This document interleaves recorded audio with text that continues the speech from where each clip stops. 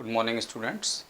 अपनी पिछली क्लास में हमने एडवर्ब्स की पोजीशंस को अध्ययन करना शुरू किया है और जिसमें मैंने आपको एडवर्ब्स की 3 पोजीशंस के बारे में बताया है कि an adverb is used in 3 positions. Number 1 is front position adverb and the second one is mid position adverb and the third one is end position adverb. We have already discussed front position adverbs. Now it is time to study mid position adverb. So let's see.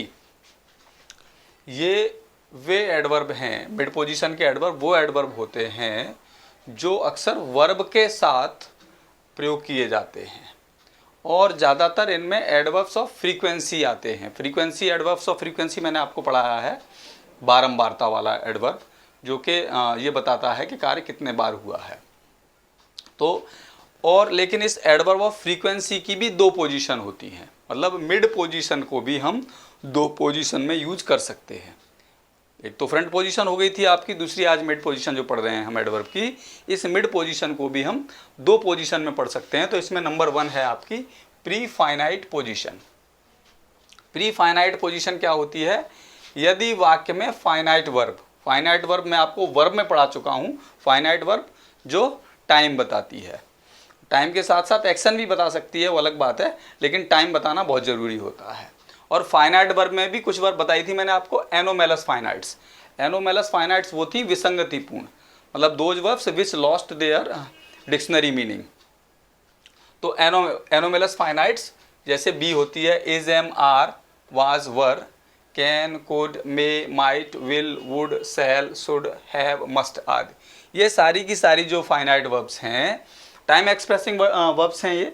और anomalous इनको इसलिए कहा जाता है, पहले भी बताया था आपको, क्योंकि जब ये टाइम बताने के लिए यूज होती हैं, इनके साथ कोई मेन वर्ब आती है तो ये अपना कोई डिक्शनरी मीनिंग नहीं रखती हैं, नॉन लेक्सिकल आइटम में आती हैं ये।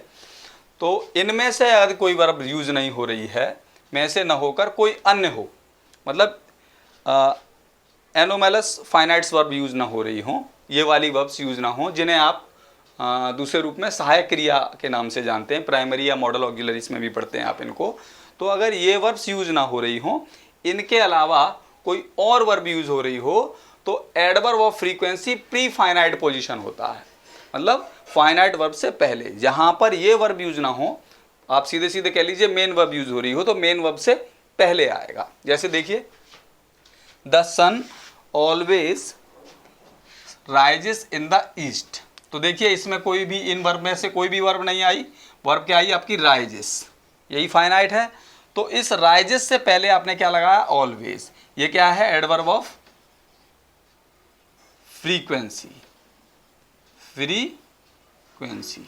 तो देखिए ये प्री फाइनाइट पोजीशन, फाइनाइट ये है और फाइनाइट से पहले ये आ रही है, इसलिए क्या कहलाएगी? प्री फाइनाइट पोजीशन कहलाएगी एडवर्ब की। ऐसे ये देखिए, my friend never goes to cinema. तो मेन वर्ब आपकी फाइनाइट वर्ब कौन सी? गोज, और इस गोज से पहले आ रहा है आपका adverb of frequency never, adverb of frequency never. तो ये भी प्री फाइनाइट हो गई, फाइनाइट और फाइनाइट से पहले आ रही है, इसलिए प्री फाइनाइट पोजीशन में एडवर्ब आ रहा है आपका। My brother rarely writes to me, ये है फाइनाइट और इस फाइनाइट से पहले रेयरली आ रहा है यहाँ पर। तो यहाँ साफ आपको दिख रहा है कि जब किसी सेंटेंस में मुख्य क्रिया हो, माने दूसरे तरीके से आप समझ सकते हो, सहायक क्रिया ना हो, तो उस कंडीशन में मुख्य क्रिया से पहले ही आप एडवर्ब ऑफ फ्रीक्वेंसी का यूज करेंगे। तो उस कंडीशन को हम प्री फाइनाइट पोजीशन कहते हैं। दूसरा तरीका आता है इसमें पोस्ट फाइनाइट पोजीशन। पोस्ट का मतलब बाद में। यदि एनोमेलस फाइनाइट्स किसी वाक्य में फाइनाइट वर्ब के रूप में कार्य कर रही हो, यहाँ पर क्या होगा कि वही वर्ब जो बताइए anomalous finites, is, am, are, was, were, can, could, may, might, will, shall, should, would, must आदि जो वर्ब्स हैं, ये वर्ब भी किसी सेंटेंस में यदि आ रही हैं, तो एडवर्ब ऑफ फ्रीक्वेंसी या अन्य कोई एडवर्ब जो मिड पोजीशन एडवर्ब के रूप में कार्य करता हो, पोस्ट फाइनाइट पोजीशन में होगा, अर्थात वह फाइनाइट वर्ब के बाद में रखा जाएगा। मतलब टाइम एक्सप्रेसिंग जो वर्ब होगी, time expressing verb is finite verb, and if finite verb is used, anomalous finite verb is used in the sentence, with non-finite verb, then the adverb of frequency or any other adverb must be used in the middle of those verbs. उन दोनों verbs के बीच में use होगा. देखिए इसका example आप देख लीजिए, जैसे I have already finished my work, तो have और finished के बीच में आया. समझ में आ रही बात, नहीं आ रही? तो आइए एग्जाम्पल से देखते हैं अभी इसको. तो आइए देखते हैं पोस्ट फाइनाइट पोजीशन का एग्जाम्पल. देखिए आई हैव ऑलमोस्ट फिनिश्ड. तो फाइनाइट कौन सी है इसमें? देखिए आप, फाइनाइट वर्ब है आपकी हैव और नॉन फाइनाइट फिनिश्ड. तो पोस्ट फाइनाइट, इसको पोस्ट फाइनाइट क्यों कह रहे हैं? क्योंकि इस वर्ब के बाद आ रहा है. वो प्री फाइनाइट क्यों था? क्योंकि उसमें एक ही वर्ब थी, वही फाइनाइट वर्ब का काम कर रही थी और उस वर्ब से पहले एडवर्ब आ रहा था हमारा, इसलिए वो प्री फाइनाइट था. अब ये पोस्ट फाइनाइट क्यों है? क्योंकि फाइनाइट वर्ब ये हो गई आपकी फाइनाइट और ये हो गई आपकी नॉन फाइनाइट. तो नॉन फाइनाइट से मतलब नहीं हमारा फाइनाइट से पहले या फाइनाइट के बाद. तो यहाँ पर फाइनाइट के बाद है, इसीलिए कौन सी पोजीशन में होगा? Post finite position. Post finite कौन सी पोजीशन है? Post finite. ऐसे ही आई नीड हार्डली से, यहाँ पर नीड ने फाइनाइट का काम किया और से नॉन फाइनाइट हो गई. ठीक, तो आई नीड हार्डली से, तो हार्डली आपका यहाँ पर क्या है? पोस्ट फाइनाइट एडवर्ब हो गया. इसी तरह से सी हैज़ क्वाइट चेंज्ड, तो चेंज्ड और हैज़ के बीच में, क्योंकि has finite, change non finite. Is, she is quite change, तो इज फाइनाइट और चेंज नॉन फाइनाइट. ठीक है, तो इस तरह से फाइनाइट वर्ब के बाद आने वाले एडवर्ब को हम पोस्ट फाइनाइट पोजीशन बोलते हैं. तो आपने देखा कि मिड पोजीशन के एडवर्ब को हम दो तरीके से यूज कर सकते हैं, एक प्री फाइनाइट पोजीशन में और एक पोस्ट फाइनाइट पोजीशन में. ठीक, उसके बाद अगली पोजीशन आती है आपकी and position adverb. And position adverb का मतलब होता है वो एडवर्ब जो वाक्य के अंत में आते हैं, जो वर्ब के बाद में लगाए जाते हैं, जो वर्ब के बाद लगेगा. जो एडवर्ब वर्ब के बाद लगेगा वो एंड पोजीशन का होगा. और वो एक अलग बात है कि वो वर्ब के बाद किस प्लेस पे लग रहा है. In the end of the sentence भी हो सकता है, before the end of sentence भी हो सकता है, but it is necessary that it should be in after the verb. यदि उस वर्ब का ऑब्जेक्ट भी मौजूद हो, ध्यान रखना है, वर्ब के बाद लगेगा. अगर वर्ब में ऑब्जेक्ट भी है तो ये एडवर्ब्स उस ऑब्जेक्ट के भी बाद आते हैं, माने ऑब्जेक्ट को भी स्किप कर जाएगा, आगे निकल जाएगा ऑब्जेक्ट से, उसके बाद लगेगा. इस स्थिति में एक से अधिक एडवर्ब्स भी हो सकते हैं, जरूरी नहीं है कि सिर्फ एक ही एडवर्ब हो. इस कंडीशन में एक से ज़्यादा भी एडवर्ब्स आपके हो सकते हैं.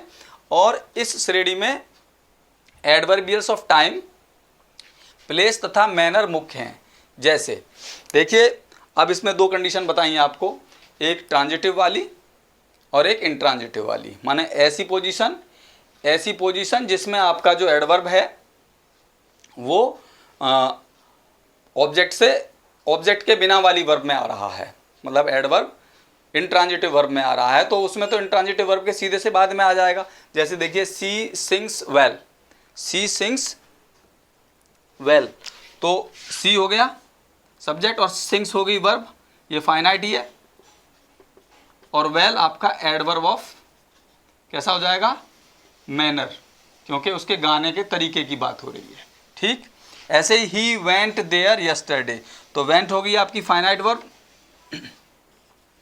वर्ब तो वर्ब के बाद आना है, और देयर एडवर्ब है और यस्टरडे भी एडवर्ब है. अब इसमें देखना आपको क्या है कि एक से अधिक एडवर्ब्स आ रहे हैं, तो ये एडवर्ब ऑफ प्लेस हो गया देयर आपका, और ये एडवर्ब ऑफ टाइम हो गया. ठीक है ना? तो इस तरह से जब भी इंट्रांजिटिव वर्ब होती है हमारी, माने ऐसी वर्ब होती है जिसमें ऑब्जेक्ट नहीं होता है, तो एडवर्ब हमारा वर्ब के तुरंत बाद आ जाता है. लेकिन यदि ऐसी वर्ब है जिसमें ऑब्जेक्ट भी हो, तो फिर हमारा एडवर्ब ऑब्जेक्ट के बाद, मतलब यहाँ से ऑब्जेक्ट के बाद आएगा. देखते हैं उसे अभी.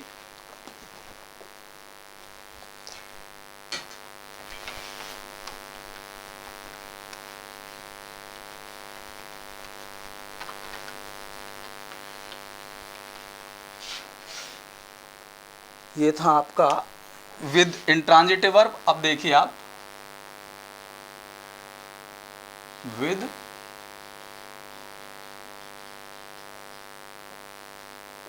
transitive verb.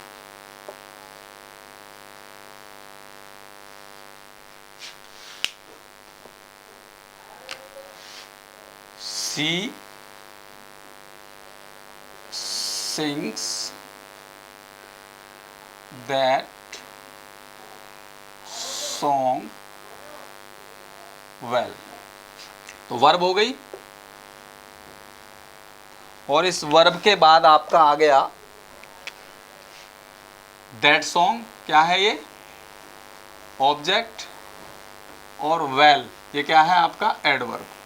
कौन सा एडवर्ब? Adverb of manner. तो आप देखिए ऑब्जेक्ट अगर आ रहा है, देखिए यहाँ ऑब्जेक्ट नहीं था तो वर्ब के तुरंत बाद एडवर्ब आ गया, लेकिन यहाँ ऑब्जेक्ट बढ़ गया है इसमें, तो कैसी कंडीशन में हो गया? ऑब्जेक्ट के बाद। सीधी सी बात है, देखिए verb plus object plus adverb, ये पोजीशन होगी आपकी, ठीक है। जबकि इसमें क्या बन रही है position? Verb plus adverb, verb plus adverb, क्योंकि इसमें आपका क्या नहीं है? ऑब्जेक्ट नहीं है। जब ऑब्जेक्ट नहीं है तो वर्ब के तुरंत बाद एडवर्ब, जब ऑब्जेक्ट है तो ऑब्जेक्ट के बाद एडवर्ब, एक स्थान आगे बढ़ जाएगा। जैसे और देखिए एक example, she speaks French well. तो देखिए स्पीक्स वर्ब हो गई आपकी, फ्रेंच ऑब्जेक्ट हो गया, और फिर वेल एडवर्ब ऑफ मैनर हो गया, ठीक है कि नहीं। इस तरह से आज हमने एडवर्ब की पोजीशंस कंप्लीट की हैं।